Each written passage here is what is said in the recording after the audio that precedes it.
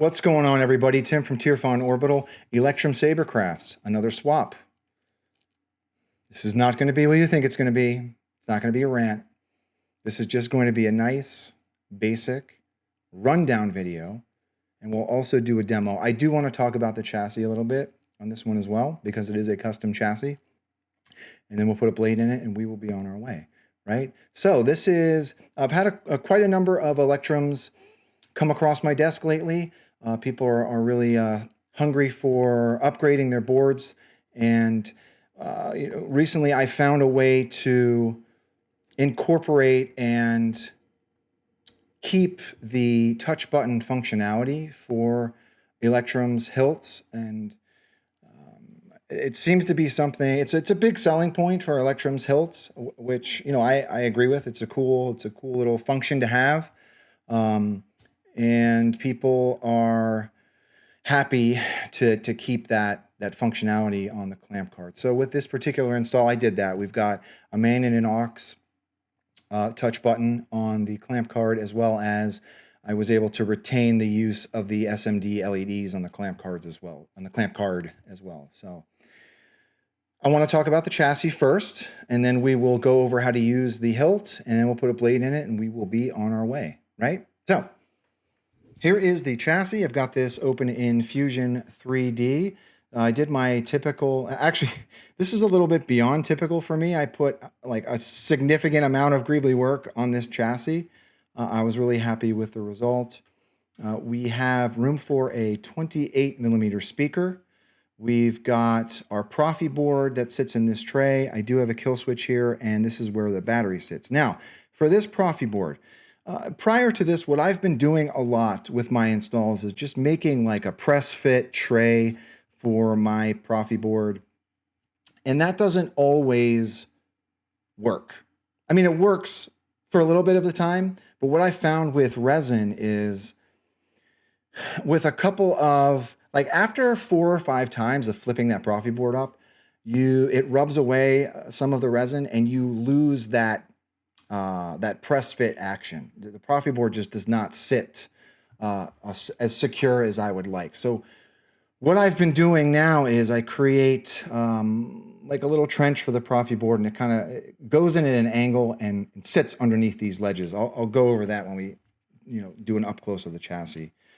So I did that here. If you ever need to get at the Proffieboard, you can just slide it forward, and the whole board will actually come out of this chasm here. And we've got a 6-rail PCB from CCsabers that goes up top here. I did create a secondary chassis, and this holds the pin end of that 6-rail PCB. This window here is where I made my connection to the clamp card, and those wires go into that PCB.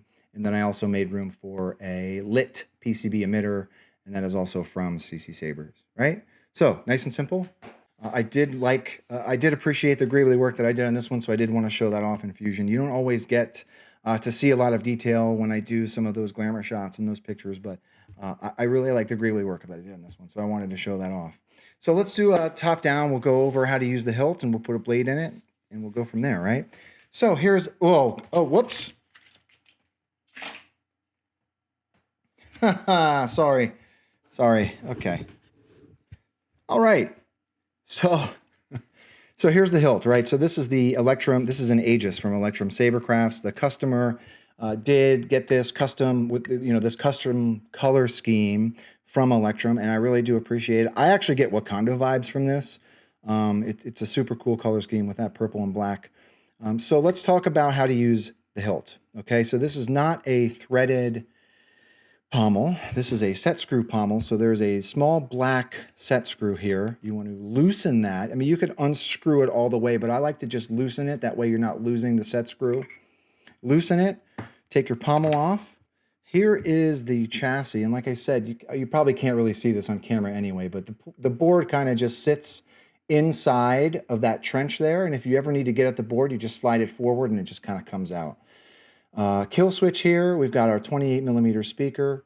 There's that PCB emitter, or rather the 6-rail PCB that makes a connection to the rest of the hilt.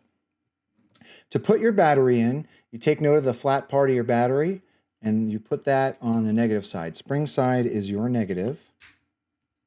And then, so the hilt was already on. If you don't hear an audible cue, you want to hit your kill switch and turn it on. Okay. Chassis works fine outside of the hilt, but let's pop it in. So just to use the hilt, you take your core or your chassis, slide it in. It doesn't matter which, it doesn't matter which direction you put it in. You just kind of want to slide it in to the hilt itself.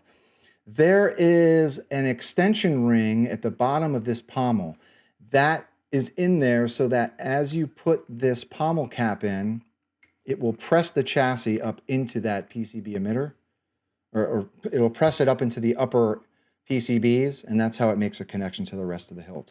I will say, when you're tightening this pommel, give it a little bit of pressure so that it's all of the way up against the hilt, and then tighten it.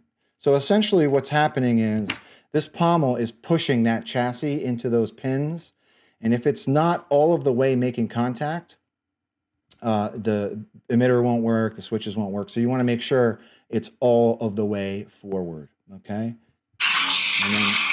And then you're good to go. Okay, so let's come down.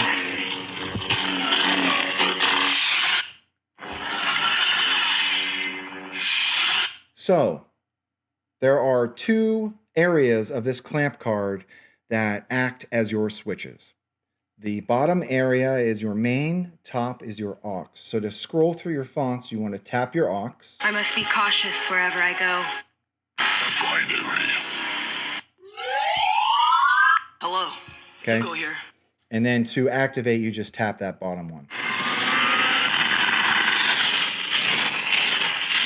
Up top here, there's a set screw. It is the same size as the set screw for the pommel. So you just unscrew that. There is a blade plug in here. This is the plug that came from Electrum as well. So I'm going to ship that back with the hilt.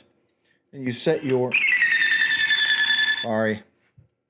set your blade in just so it's kind of resting on those PCB pins. I need someone disgraceful. That's the thing with touch buttons. So I've edited the sensitivity on these touch buttons a little bit. So just be aware, you could have some accidental activations. The touch functionality on Proffieboard is much, much more, not sensitive, but it's way more accurate, I found, than the diadium board. So just be aware of that. So when you've got your blade in, you're ready to go, right? So you can also change color on your blade. You want to hold down aux and then tap main, and you'll get an audible cue. And as you twist your blade, it'll go through the whole color spectrum, okay? When you find the color that you want, you just tap your button again, and it'll lock that color in.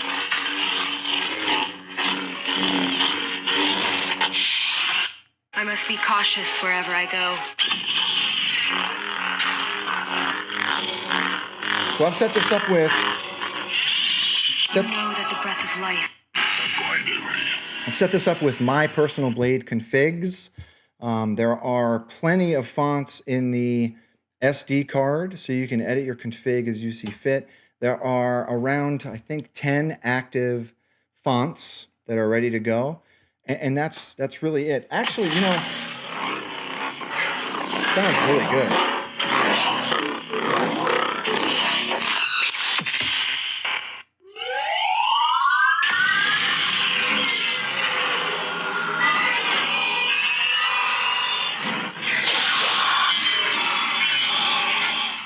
Sometimes I get carried away when a hilt sounds really good. So to the client, thank you very much for trusting me with your hilt and your install. If anyone has any questions about swapping out an Electrum hilt or a Diadium 3 board, please don't be a stranger. And with that being said, listen, everybody, I really thank you for your support. This community has been really great to me, and I try to give back in any way I can. So thank you, everybody, for your support. If anyone has any questions, please don't be a stranger. And with that being said, may the Proffi be with you always.